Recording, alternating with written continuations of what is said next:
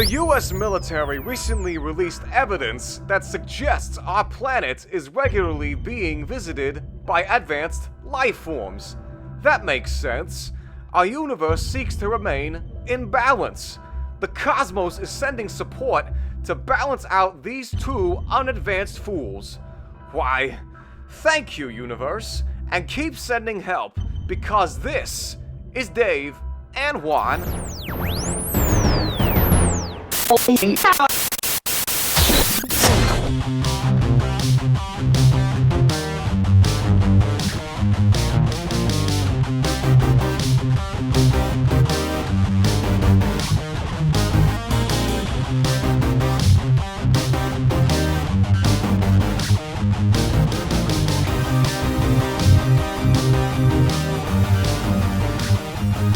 3, 2, 1. Like, man, I'm even mouthing the, your sound effect. I can't say that, but We are back. We are back. did we ever leave? As far as they know, no. Nah. No. No, just change shirts. How do several times today. It's hot, man. Hey, how you doing, everybody? I'm Dave. And I'm Juan. And this is Dave and Juan. More time. Thank you. Thank you. Please, everybody sit down. Sit down. Right. It's take your seats. We'll get started. Yeah, lots going on. Is there a lot going on? Anything going on with you? Just, I don't know. I've had a crazy past 4 or 5 weeks at work. And so now things coming back to normal. But what that means is, all of the stuff that I put on the back burner during the crazy time is now coming up to bite me in the butt. And it's also, I don't feel like dealing with it. And this summer was supposed to be, me getting to work early every day because my daughter has, she swims. I remember that. And, so she's got, her practice starts at 7 in the morning. So it's going to be, I drop her off by 10 to 7 and I'm at the office for 7. Nobody else is there till 8. Monday, I didn't have gas in my car. Yeah, I know that's shocking. It's a recurring theme. And that's on brand. That's on brand. Yeah. So I just said, all right, well, I'll take Joey's car, and then I'll come back and get mine and go get gas. But when I did that, I figured out, well, you know what? I got time to go back to bed. And so then that started that whole thing. So now I bring her to swim, and I come back to bed and lay there, and now I'm late for work. So back to that thing we've talked about before. You can be early. You could be so related to my family with that. So you've gone from I'm going to be early. Yeah, so I'm late. I've been late every day this week. Congrats. At least you got a good. I'm gonna assume your supervisor doesn't watch this. So nah. Yeah. I got a good reason. I went back to bed. Yeah, and I don't go back to sleep. I just lay there.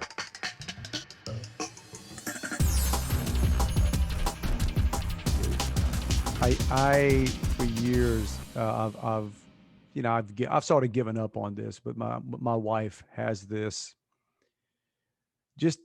ability to make whatever little she has to do before she could have a lot to do before we leave, or just a little bit to do before we leave, but she will stretch it or shrink it to fit that time. We will never leave early.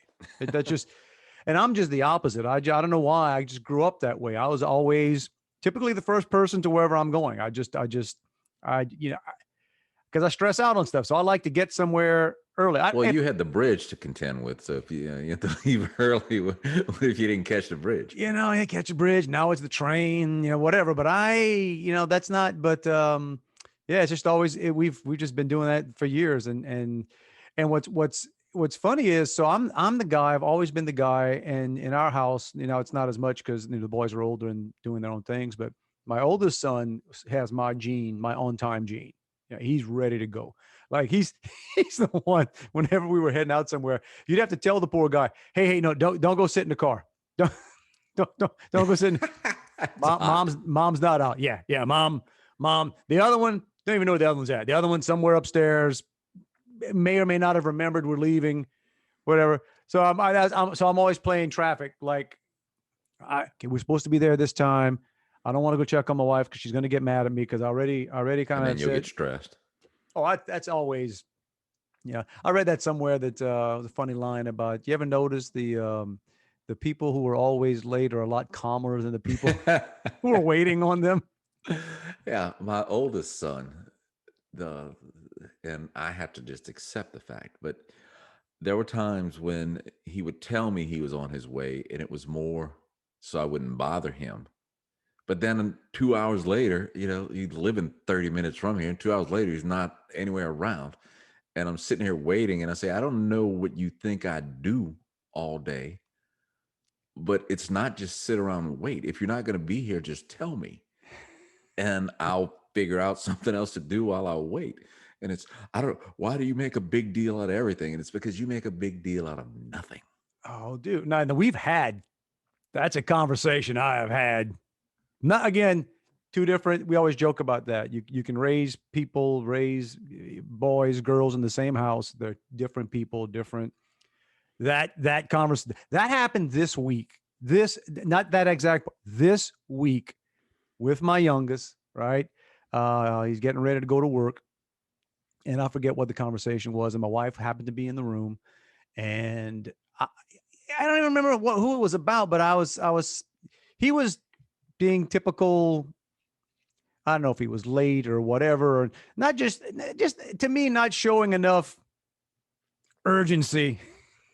That's the word. Yeah. Right. Urgency is right. Yeah. About, Whatever. what's, and talking about this person that we know that made a decision that I just didn't think was a very good decision for various reasons. And I said something about, I just thought that was a bad move. That was just a bad financial move for that person. And then my son, without missing a beat, said something about, why's everything always got to be about money? Money, money, money. Now it's funny when he said that, I'm positive my wife realized, oh no, don't get this going. And then I caught myself a bit, but the first thoughts in your head. Point to something in this house you paid for. Yeah, that's the whole thing. Yeah, right. And that's the thing. Point to something on your body. Right. That's not a gift. So no, and you don't want to be that guy. No, but oh man, I just some point in the conversation, it has to come to that, and I get that all the time. It's like, you make everything about money. It's like, no, I don't. But you know what? It is. When it's your money, I don't care. 100%. When it's mine, I got to figure things out. I can't tell you how many times I've just, the comments I've made, I just tell them, man, must be good to be a Kennedy. I don't know. Right. I've had that talk many times before too. And he's like, man, I think we're doing this just wrong for you, because we're all right while we're here. But dude, it's not like there's a trust fund coming. Like you can't go through life with trust fund work ethic. I think that's not going to do it. But part of it's generational, and you know what you know when you grow up, that just things. We've kidded about this before.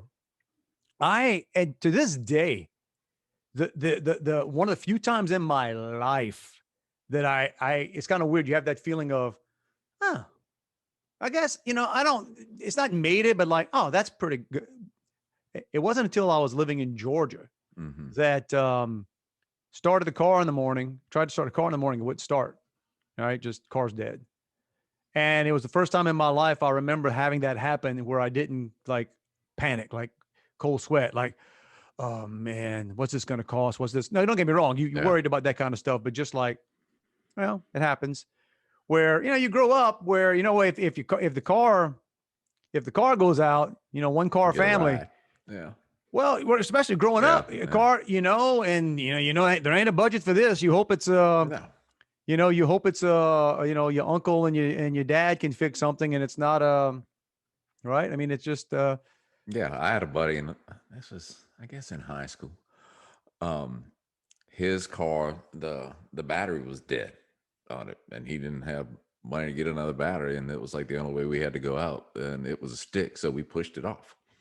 Everywhere we went, we just jump in, and he wasn't real good at driving a stick, which made it worse. And I can remember being, outside the Foundry on Jackson Street in Thibodeau, stopped at a traffic light, waiting for the light to turn green so we could push him off because it had died out. So, but again, because nobody was buying that battery. Things your kids couldn't relate to. Yeah. Yeah. No. Dude, I had one of the luckiest things I had was in college.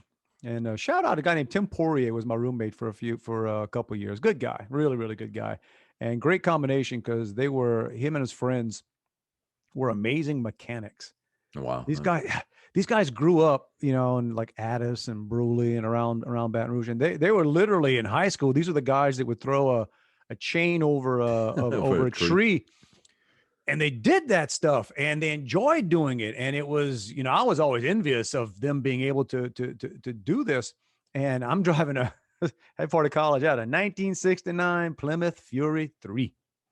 Got to throw the 3 in there. Well, and I remember, you don't act like you were the OG and had some. Oh yeah. I wasn't 1 or 2. It was the 3, man. The thing was as big as the living room. But I teased. I told my wife if I had a better parking situation at this house, I would flat out be on eBay somewhere buying me. I miss that car, man. That was a great car. And I don't know. They probably don't make the parts for it anymore. But I remember once. And again, that's when you just amazed. My car won't start. All right, it must be the battery. Well, it wasn't the battery.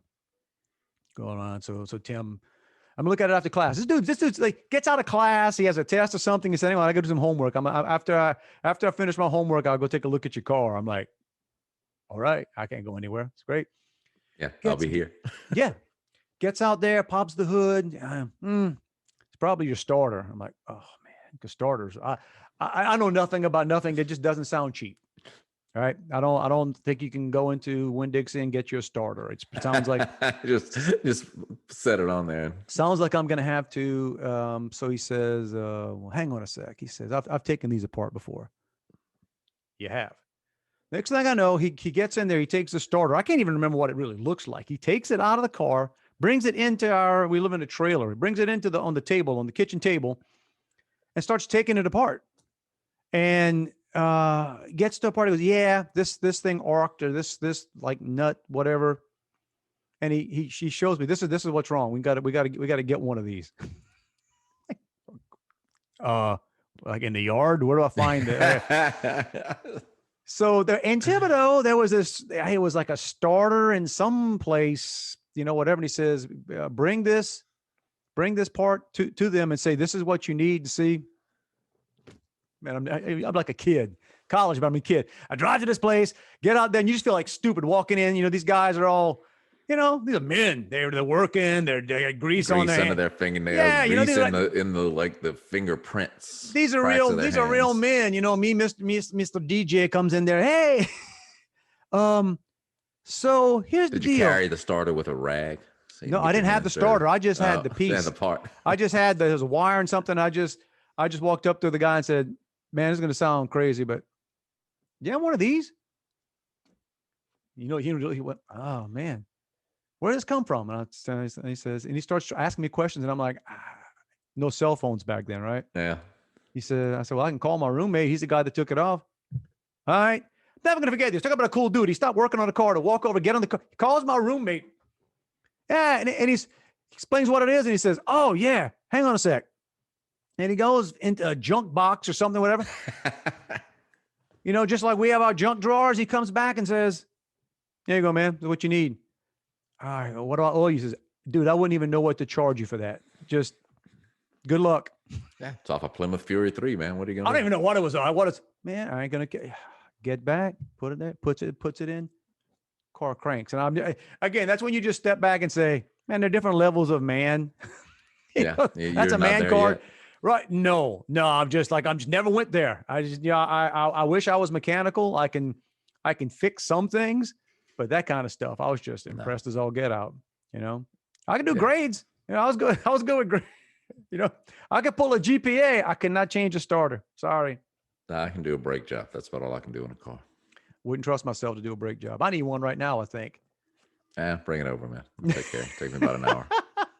Yeah. What kind of warranty you give, man? Yeah, till you leave the driveway. Yeah.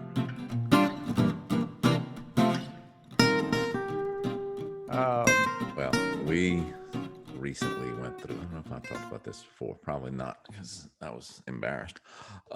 You were embarrassed. That's a good one. I know. Wife's car's about, I guess, 2.5 years old, and apparently, like I don't drive it often, but she needed an oil change. That light will flash, which that annoys me when I'm driving it when there's stuff flashing. So I just reset it, and I probably did that a couple times, and so she never got the oil changed. You lose track after a while. Yeah, well, she lost track.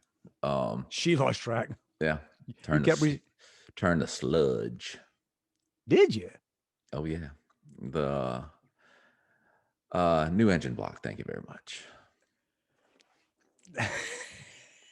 Wow. Yeah. How long ago was this? We may have been doing the podcast then. I don't know. How long do you drive a car with the same about oil? 15,000 miles. Oh, it shouldn't do it with that. Yeah, maybe in 20. Was it sludge or did it just run out of oil? Did it eventually just? No, it just sludged, and but you get no warning on it. Oh no! You were getting warning. Yeah, You just kept resetting it. Yeah. That's your warning, bro. You think you? Yeah, the dealership wants. Are you waiting? The dealership wants to charge us $9, but I found a guy who would do it for $8. I mean for $5. So foul. Oh yeah. Jeez. Yeah. It was a hard pill to swallow. Get that oil changed next time. No, yeah, it's probably been changed, every other week now. We went look at cars, and I joked about I love vans, right? I'll get a van, and head to the bingo. That's right. Head to the bingo in the van. But so we looked at some sort of like we're looking at there's a certain model that's out right now that's they don't call them vans anymore. They call them multiple used vehicles or something. It's basically a van, but it's a renaming the van to cool it up. But it's great. It rides a little higher and anyway. So car dealerships around, I guess, empty. The country.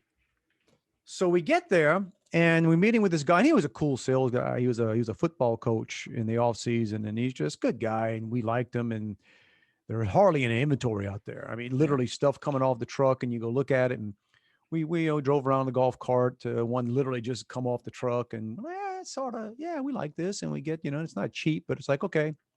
It's about time. We'll probably keep it for 10 years. It's great, So let's go back inside, go sit down, and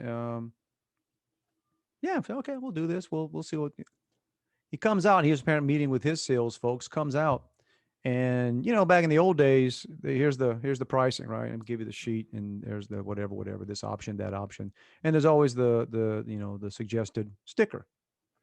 Now, what does suggested sticker mean? That's what I'm going to start working down. It's a joke. It's a joke.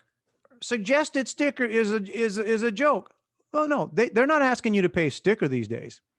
There was a $5,000 market adjustment on that. In other words, 5 above sticker. Wow. People are paying that. Now, here's what's funny. Basically you're $5,000 in the hole before you ever start, if you're talking about the valuation of the vehicle. Here's the funny, this guy is he's a good, I actually liked him, and he was apologizing. He's like, man, I was making fun of this. I cannot believe. And I was just like, wait, you guys want to charge us 5 above the idiot price. Like that's because they can. There's people that need stuff. And before I get any more words out, my wife, and she was very polite. She's like, we're good. There was no more talking. She didn't want to. She was like, I'm not paying sticker. You think I'm paying above sticker? That's crazy. Yeah, you sent me a video, and it's a couple weeks now. I guess it's a couple weeks old. It was when we were in San Antonio, and I actually shot it for you. And just shout out, man. Send it. Shout out to this guy.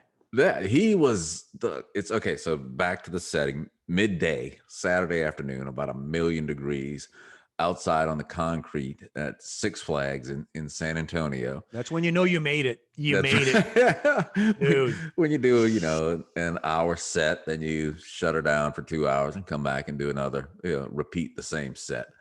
And there were probably, it was bleachers to arena style, theater style seating, I guess, or bleachers. Didn't look like anybody was in there. It had to be 1-2 people there. Man, that's the worst. But so it's like, all right, I'm gonna check it out. This dude was playing like some Doobie Brothers or something. Long hair, and I mean head banging, hair throwing like you wouldn't believe, over we'll load that. and over again. And I'm saying, look, I feel for this guy. Forget the crowd. He's living the dream. Yeah, he was. Let's see. I'm trying to think. What's the song?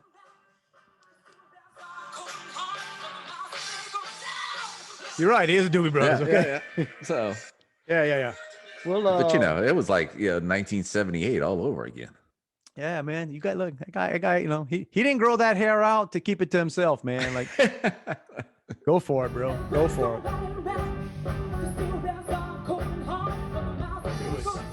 Don Rickles.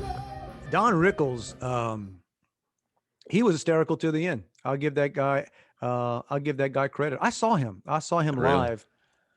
It was one of the most surreal. I enjoyed the heck out of it. It was some of the most awkward.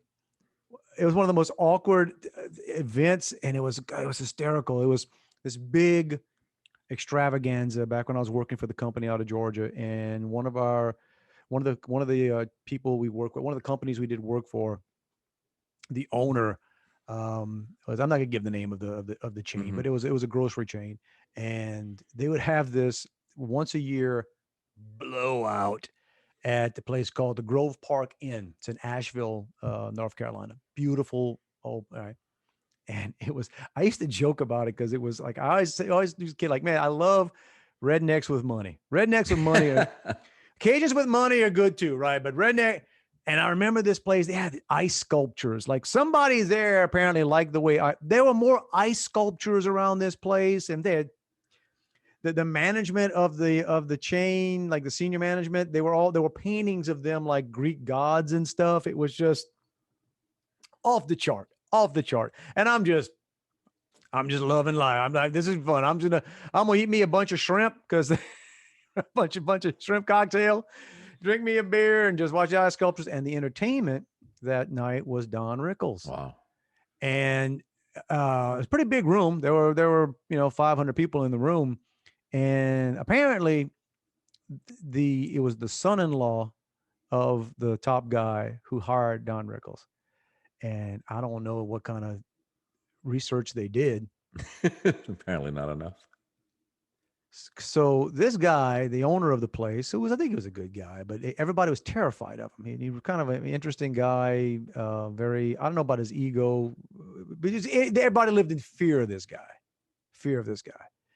And he had a toupee, and not a good one, right? Just one of these, right? You ever wonder when you see somebody who's like, they got all the money in the world. All the money in the world, and they got the worst toupee ever. And yeah, it's like, and part of me is like, dude, your head can't look that bad. Like, I mean, there's nothing wrong with, and here I'm talking to you, look at you, right? I'm like, right. So it's like, hey, but he had this awful toupee, and apparently nobody around him had the courage to say, yo, chief, let's get a stylist going here. Well, man, so of course he's on that front table, whatever. Don Rickles comes out. He's doing whatever, making like, he probably within 30 seconds has said 2 or 3 things that just shocked us, right? No cursing, just references, right? Racial references and sexes. Oh, and then he looks over at the top guy. He says, don't worry, man. Nobody notices. Nobody. Looks great. Look. That's when everybody's jaw hits. Oh, like, man, you could almost hear the wind in the room. And then people just hurting themselves not to laugh, right? Not to laugh. And yeah, it was crazy. It was but that was it. Don Rickles was good. Finish the story on this guy, how it was kind of money this guy had. He, again, is in the South. He and his wife had a place in Atlanta. We talked about Buckhead last week, and he had this big I didn't even know back in then. I'm just a, I'm a little Cajun guy. I didn't know they had stuff like these huge buildings. You think they're apartments or a hotel, where they're just the time condos, Mm-hmm. and he was on this entire floor, and he had half of it or a third of it, and he had one other, um, not roommate, one other person lived on his floor, Elton John. Oh, He shared an elevator and a little mini lobby with Elton John. If you go up to his floor, if you take a right, it's this guy. You take a left, it's Elton. Whenever people pick up, Elton John lived in Atlanta for a while. That's he should have got some his toupee wife tips from Elton. Oh man, really? Right? Oh, I didn't think about. Yeah, but this guy's wife would make comments about. There's so many good looking men in that. I guess so. Yeah, probably. Yeah, young fellas. Yeah. Well dressed, like Rod Stewart with his lease wife. Just whatever. Yeah, you can do it. Rocket Man. No. Oh, look at that, man! I made an Elton joke. Rocket Man. That just came out. Yes, that wasn't on purpose.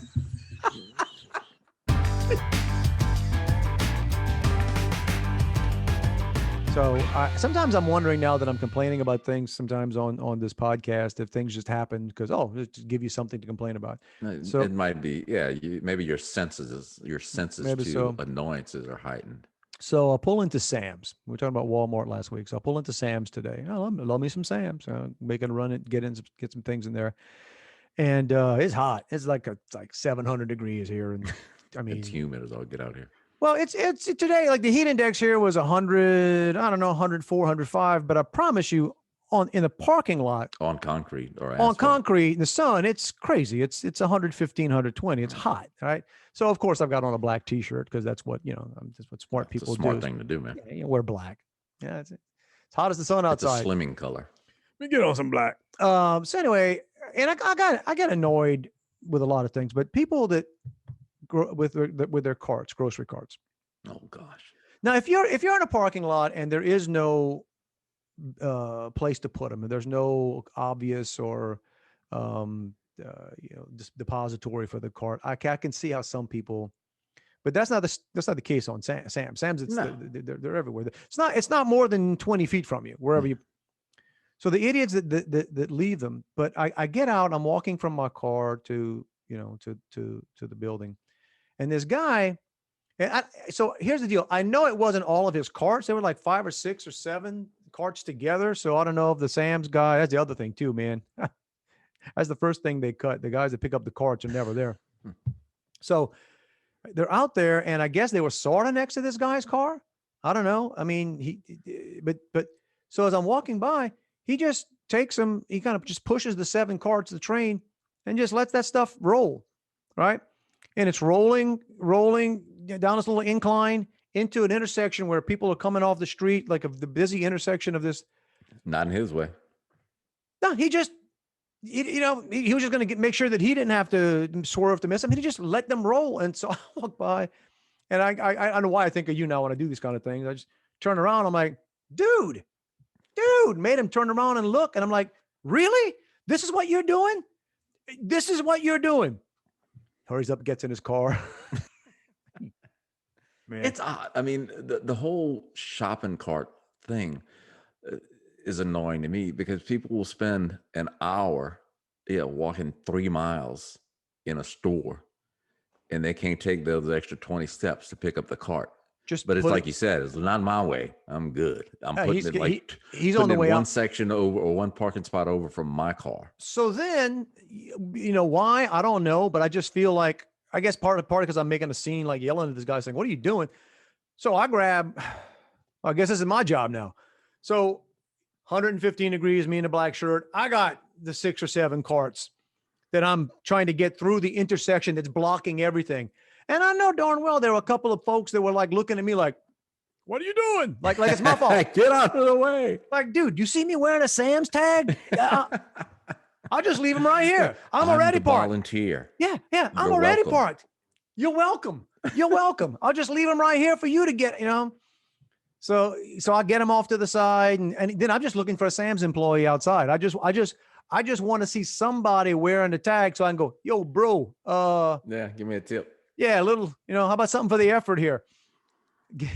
Same thing. Get inside, cool off in the AC, buying some stuff. I get around the back of the store and felt for this guy, this older gentleman, older, kind of big guy, and he's on a cart. He's on one of the, the it's not a scooter. I guess it's a scooter. It's got the basket in front of it. Yeah, I want to ride one of those. Well, he's got it. So he's back there near the water, near the bottles of water. Now, if you buy Sam's bottles of water, I think they come like 700 in a pack. I mean, it's right? They're massive. They're massive. And you got to get a forklift to load it. Yeah, so he's got this cart and he's kind of, trying to position it near the water, and I'm looking at him and I'm looking around. And a Sam's person running to help this guy. They're not around. So I was like, you need some water? Yeah, actually I need a couple of them. So I need a couple of them. And so he starts moving. So, all right. Dude, you're the Sam's employee of the today. month. Oh, dude, I want somebody in Bentonville, Arkansas to look at the cameras and send me a discount for picking up carts. At least get your picture in the frame on the wall or something. Yeah. Exactly. And this guy, he was grateful. I'm like, dude, you could be here for a while waiting for somebody. So I just loaded these big old things, and I got to be honest, I was kind of curious to see whether that cart would move, because what flip over, dang near a pallet of water. So I'll put 2 of those things in the basket for him. And then I was thinking, this is me. I'm going to keep shopping for a while, because I know darn well if I go out in the parking lot, that guy's going to need help putting these things. Too hot. It's like, man, look, I'll help you here, bro, but you need to. Yeah, but outside you're on your own. You need to tap somebody with a name tag on outside, man. Get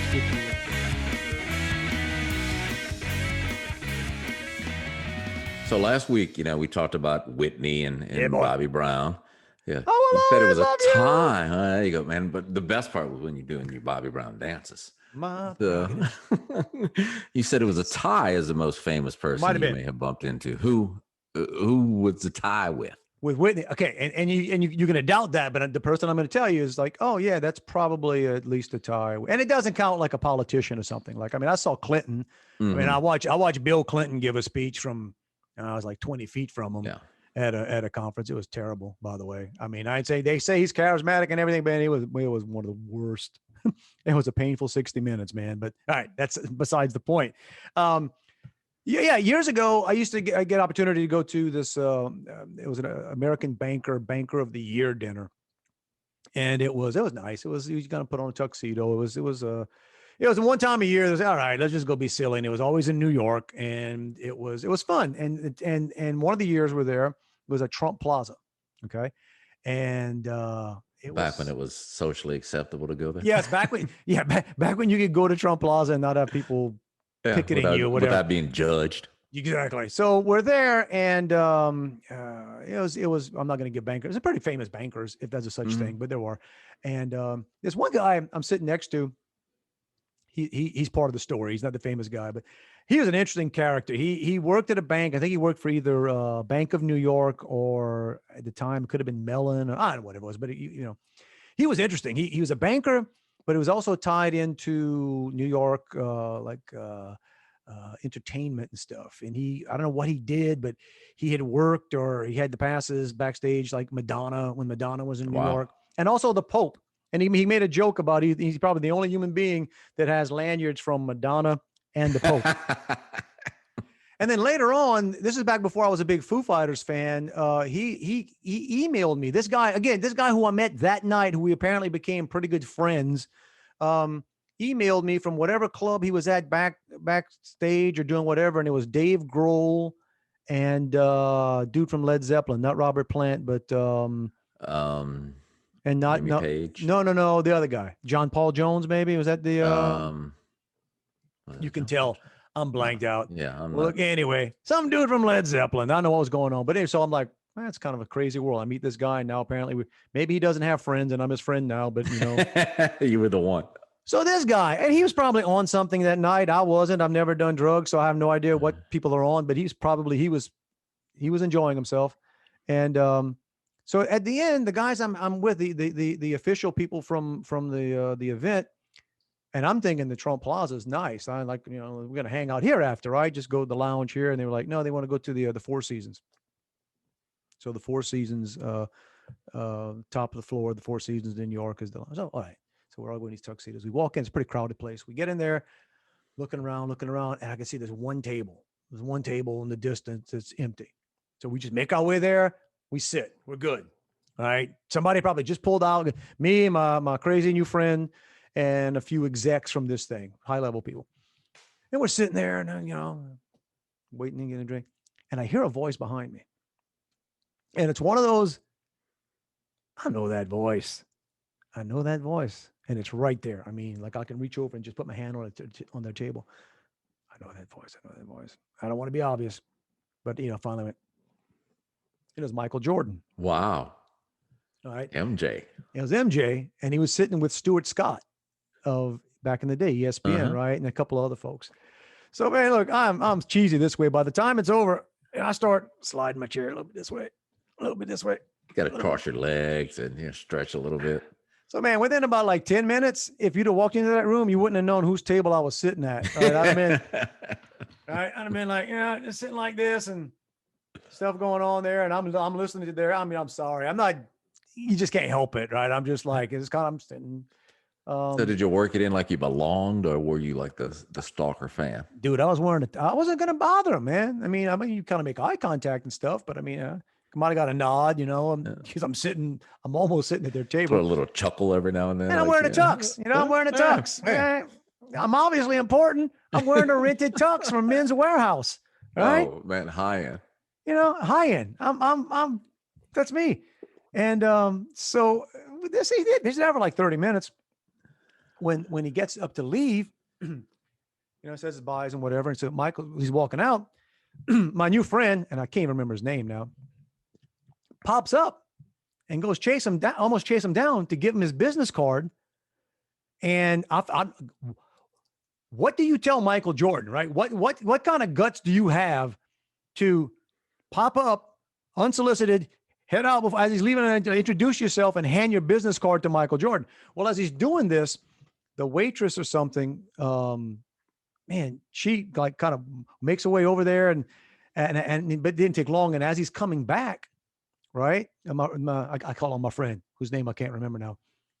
This person, like, you can't, and she's like getting on him, like being really mad. And this was not a cool thing at all. Looking back now, I don't know who was right. Okay, I don't know who was right, but she's like telling him all the stuff he can't do. And he just looks at her and says, that's why you work here. And that's why I work where I work.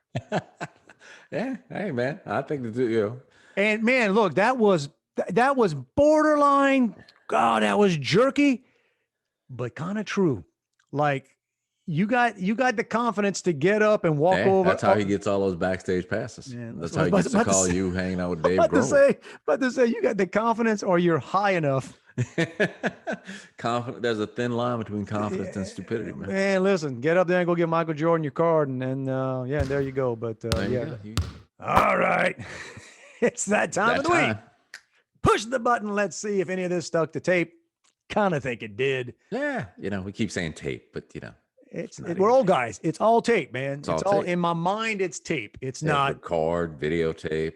And let's hope we didn't record the stuff you were talking about before we started the podcast today. Yeah, that was bad. Yeah, I was like, dang, what? we're doing the after hours podcast, but not this one. This one's for the family. This one's for you guys. Anybody? Hey, listen, bring the kids along. Bring the kids along. Hey, this is fun. This is great. We love hearing from you. It's very easy to reach us. Dave and Juan at protonmail.com. If you just want to hit us direct and not put messages that everybody can read. But we read them. Got one, one of the this week from somebody I think I know, or at least Tracy, who shares, if it's not the person I'm thinking of, shares the name with somebody who, let's just say, attended a high school reunion or two at the Clarion Inn in Gonzales. So Tracy shout out to Assumption High, man. We're catching up on your people. There's Tracy, one of the Swallows, returning to Gonzales. Yeah. Tracy, if you're listening to this one, tell Don I said, hey. There you go. So anyway, how else can they get us? They can find us on Facebook. They can find us on YouTube. And now, as of a week or so ago, you can find us on Apple Podcasts. Apple Just search Podcasts. Dave and Juan on any of those platforms with a little ampersand. And I or was you could probably spell it surprised out as well. Yeah, you were telling a bit about the folks downloading it. I don't know that I've Yeah, I downloaded a don't- well, podcast in my life, and people are downloading our podcast, which is That's because they want to keep it forever and want to be able to play it. They got enough memory on their phone, apparently. they want a record of, man. There was a time when you wouldn't believe how stupid people could be on that's why we're here, right? Like you said, whenever you're feeling bad about yourself, if you're feeling down, find a couple of people who make you say, I'm not right. doing. That's right. If you think your life sucks, Man, check out these guys. come on, man. It's all good. Life is good. Very good. They're like, now I'm going back to nacho. I wake up in the morning. I make soup. I love my life. My life is good. It's the best. The best. All right. Hey, this is fun, and it's more fun when you're here. We thank you for being here. And I want to wish everybody a fantastic week. I say next Monday, get together again. Yeah. 7:00. 7-ish. Yeah, I think this one was maybe, like I said, sometimes 6:59. It That's just how it works. All right. All right, man. Everybody have a fantastic week. Love you, buddy. Bye. back at ya.